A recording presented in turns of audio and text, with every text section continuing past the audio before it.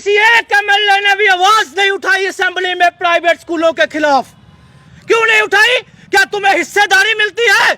मैं पूछना चाहता हूं श्यामलाल शर्मा जी से, मैं पूछना चाहता हूं मंत्री सतीश जी से कि आप लोग प्राइवेट स्कूलों में जो रिबन काटते हो एनुअल फंक्शन में, क्या हिस्से लेते हो वहां पे? चाहे वो एक ऑटो ड्राइवर हो, चाहे वो एक डीसी हो, हर एक बच्चा स्कूल में पढ़ता है। क्या उनको एहसास नहीं? क्या डीसी का बच्चा फ्री में पढ़ता है? क्या ऑटो का ड्राइवर का ही फीस देगा? तो शर्म आनी चाहिए हमारे एमएलए को। अगर कल तक भी ये असेंबली में मुद्दा नहीं उठा तो सोच लेना जितने भी एमएलए वहां पे हैं नपुंसक हैं, वो जम्मू कश्मीर के पेरेंट्स के नहीं है। उन्होंने मशीनों की सेटिंग करके जीता हुआ है, शायद तभी वो जम्मू के पेरेंट्स की आवाज नहीं उठाते। लेकिन ये छोटे छोटे माँ बाप जो दिहाड़ी लगाते हैं, मेहनत करते हैं, अपने खून पसीने की कमाई स्कूलों में देते हैं, उनके बच्चे यूकेजी पास आउट हुए और फर्स्ट क्लास में एडमिशन नहीं दी जा रही उनको। सभी माँ बाप की ये ख्वाहिश होती है कि उनके बच्चों को अच्छे से अच्छी तालीम मिले, पर आज के दौर की अगर बात करें तो काफ़ी ज़्यादा महंगाई आज के ज़माने में चल रही है।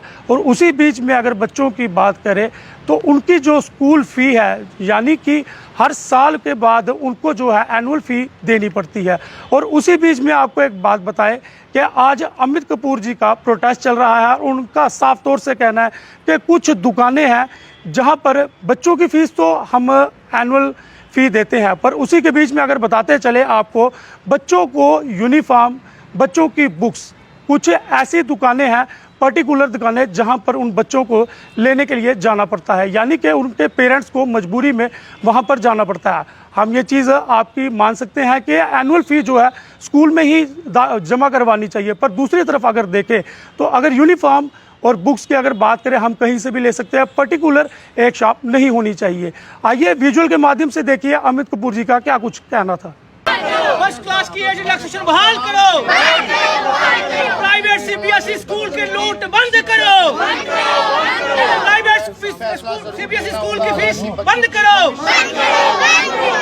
देखिए, मैं कहना चाहता हूं कि एक मुद्दा वक्फ बोर्ड का, मुझे नहीं पता कि वो क्या है क्या नहीं है, मैं नहीं समझता इस चीज को।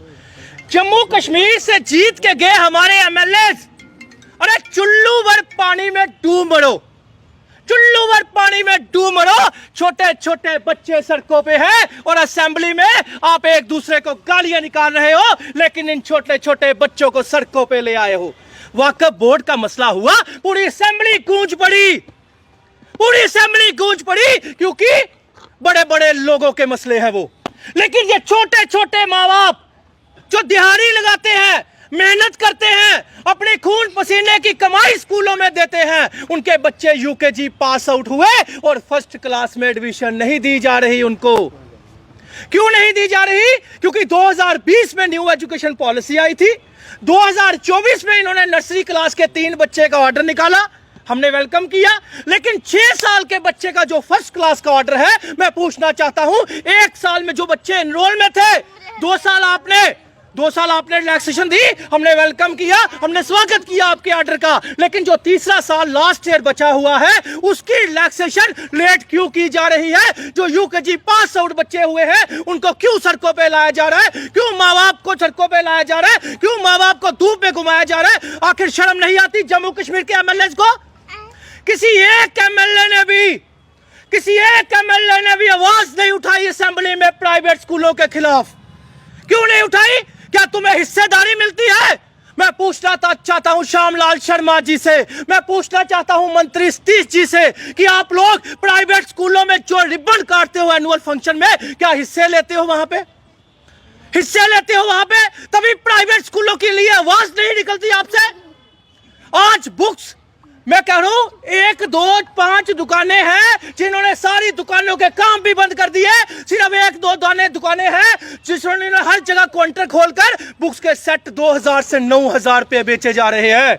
एक्स्ट्रा बुक्स लगाई जा रही है जबकि जेके बोर्ड और सीबीएसई बोर्ड में सिर्फ एनसीईआरटी की बुक्स लगनी है, दूसरी लायदा उसकी बुक्स नहीं लगनी। वही 50 रुपए की एमआरपी को 500 रुपया बना दिया जाता है और साहित्य संगम जैसी शॉपों पे 5 से 2 से 8 हजार रुपए के सेट बिकते हैं। मैं इसमें दुकानदार का कसूर नहीं कहूंगा, इसमें जो चोर माफिया प्राइवेट स्कूलों के नाम से जो बुक्स मिलती है मैं उनको गलत कहता हूं कि उन्होंने क्या मजाक बनाया हुआ है। जब केंद्रीय विद्यालय स्कूल का 500 रुपए की बुक्स पढ़कर टॉप करता है नेशनल लेवल पे, तो आपके प्राइवेट स्कूल माफिया के बच्चे जो है, सीबीएसई बच्चे जो है, उनको क्यों लूटते हो, उनको क्यों बोझ बनाते हो। नर्सरी एलकेजी यूकेजी क्लास के बच्चों को 15-15 किलो का बैग जो आपने थमाया हुआ है, कल को उनको प्रॉब्लम होगी। आज माँ बाप चुप है, आज माँ बाप चुप है, लेकिन याद रखना एक दिन प्राइवेट स्कूल माफिया आगे आगे होगा और माँ बाप पत्थर लेके पीछे पीछे होगा। ये एक दिन आएगा।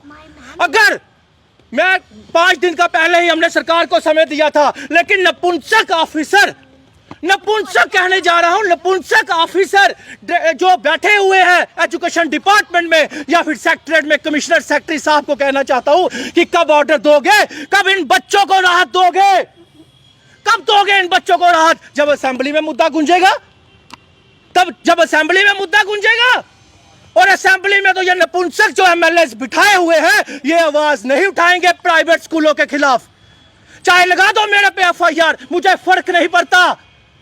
बात जब बच्चों की आएगी, मेरे से बर्दाश्त नहीं होता कि आप बच्चों को सड़कों पे लाओगे और मैं चुप रहूंगा।